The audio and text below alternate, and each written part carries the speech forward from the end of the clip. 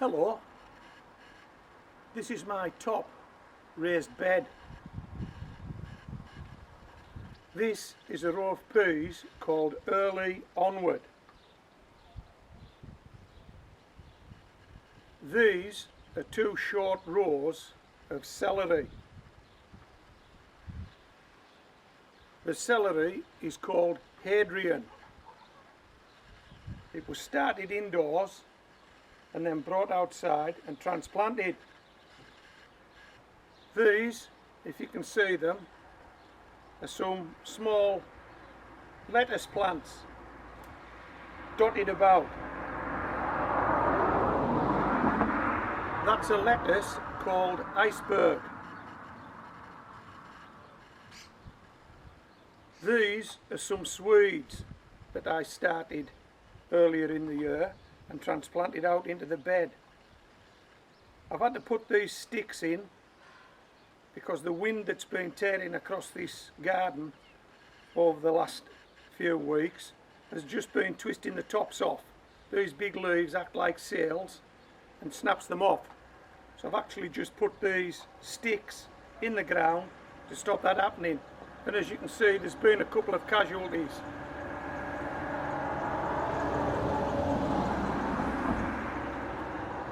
This is a row of turnips called Purple Top Milan. As you can see, we've had casualties and I've replaced them. That under there is my homemade slug trap. There's a video on the channel somewhere shows you how to make one of those. That's an homemade slug trap. Completely waterproof. The pellets don't go everywhere and they last that much longer because the trap's waterproof. This is a row of beetroot. They were started indoors and moved out. No casualties there up to press. I'm not too sure what variety this beetroot is because I've got that many packets open and I didn't keep a record. It could be anything, so I'm not too sure of the variety. These are some parsnips called javelin.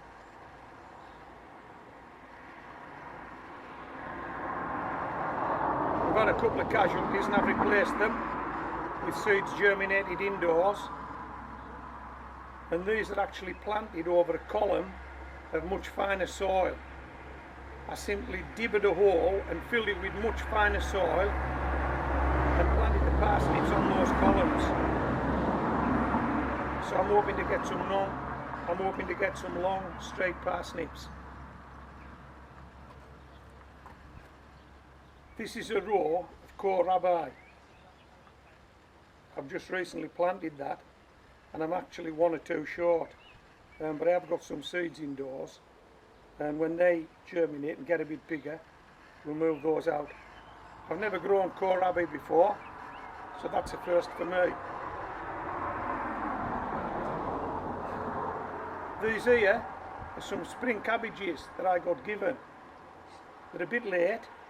They should have actually been in the kitchen by now, but I got them late and I've planted them up and I've just put some netting over there, hopefully to keep the butterflies off when the butterflies arrive. Okay, let's go and have a look at the middle bed. These are my potatoes that I planted 4 weeks ago.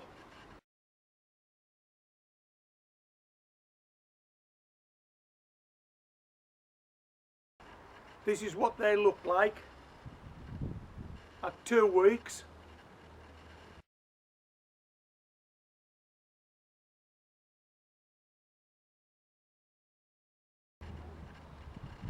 And this is what they look like today. This is a short row of 3 potatoes called Sapomira. Those 3 potatoes were exceptionally big potatoes.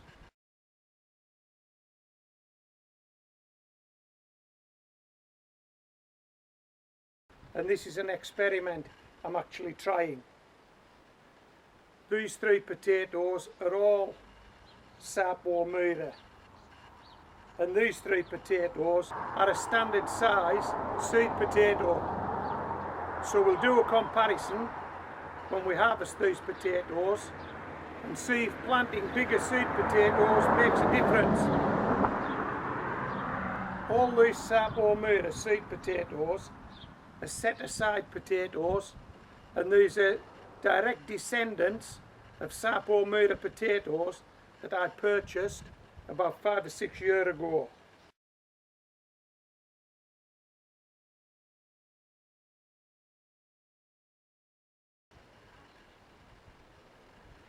This is a row of potatoes called Cara. Cara is a set aside shop bought potato. These 3 potatoes are called Cultra. They're also a set aside shop bought potato. And these 3 potatoes are a potato called Maris Piper, and Maris Piper again is a set aside shop bought potato. So there are no potatoes in this raised bed that were bought as certified seed potatoes. We have shop bought potatoes and we have set aside potatoes. Right, let's go and have a look in the bottom bed.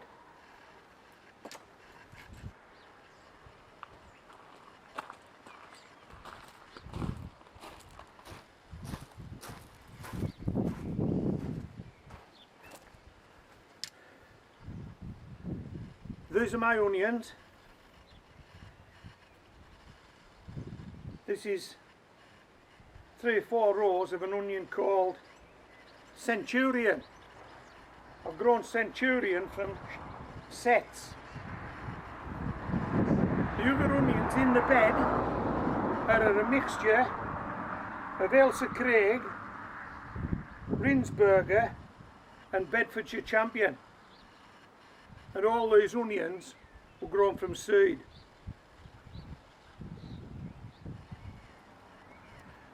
I've sneaked in some radish, short row of radish. This is a row of leeks called Musselburgh, and this is a row of leeks called Lion. And this is another short row of pea early onward. And somewhere in here there are some Z-burn shallots, those chicken leg shallots. Just show you what's in behind in this border. We've got some rhubarb growing there. We've got 2 courgettes. Zucchini, probably can't see those, they're only small. And here we've got some broad beans, and these broad beans have already got beans on them, so these broad beans are doing quite well. And that's a variety called Aqua Deluce. Okay, let's go up the garden, let's have a look in the greenhouse.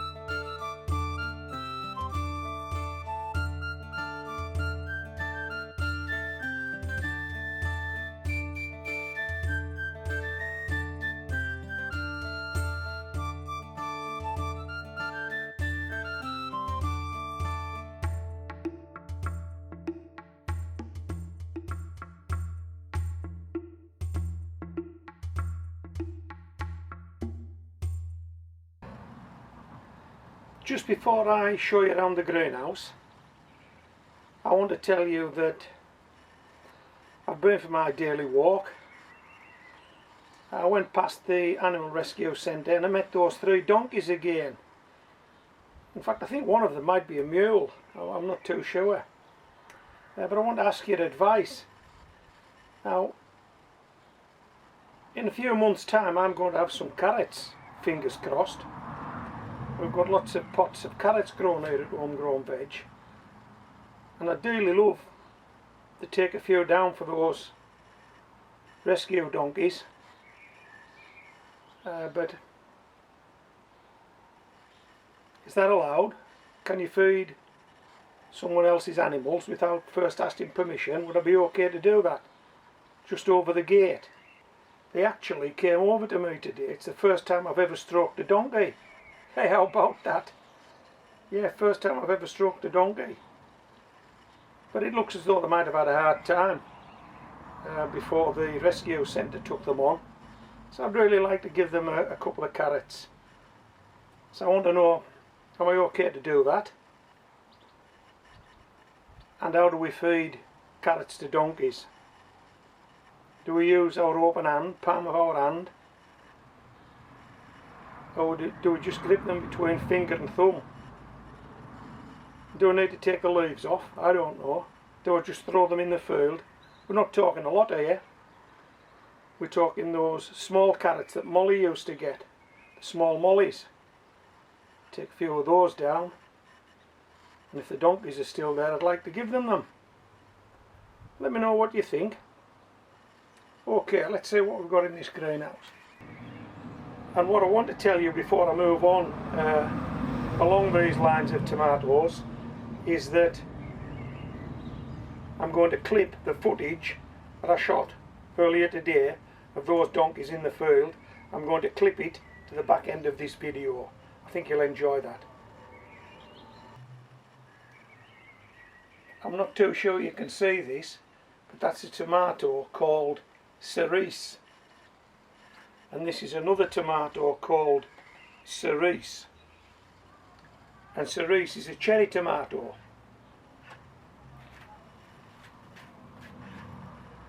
This is a tomato called Ailsa Craig. And opposite, another tomato called Ailsa Craig. 2 well-established old world varieties, very popular with gardeners. Just as popular, Alicante. And here we have another Alicante. Now these tomatoes are growing in those 10-inch water buckets. About 3 weeks ago they were growing in yogurt pots. Can you remember me potting those up? There's a video on the channel. 3 weeks ago these tomatoes were in yogurt pots.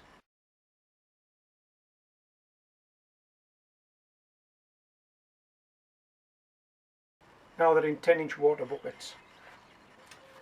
What have we got here? This tomato is Moneymaker.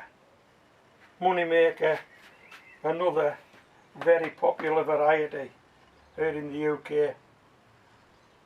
I'm not too sure what varieties you grow in the US or in Canada or in Australia or New Zealand or anywhere else for that matter. What varieties do you grow? What's the popular ones? The popular ones here that I've just shown you: Ailsa Craig, Alicante, Moneymaker. Popular. Most gardeners at some time will have grown those varieties of tomatoes in the greenhouses. And right in back here, this is the new kid on the block. This is a tomato called Crimson Crush. Now allegedly, Crimson Crush is 100% blight resistant. Well, we'll only find that out, I guess, practically, if we get blight. And I'm certainly not wishing that upon myself, but if we do, these 2 at the back hopefully would survive. Crimson Crush. And right in back, here, right in the middle, that's a cucumber called Burpless. So with 10 tomatoes, 1 cucumber and an 8 foot by 6 foot greenhouse, we're up and running. Okay, so I hope you've enjoyed this video, and I hope you enjoy the clip of the donkeys. This is Home Grown Veg signing out.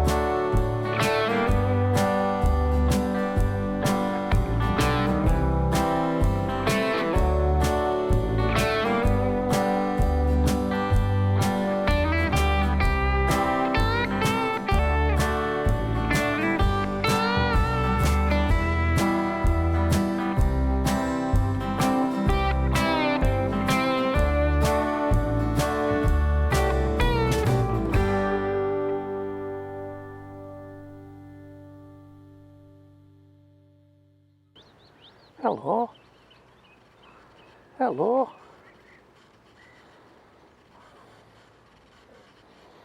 Oh, hello. You're enjoying that. And yeah. There you are.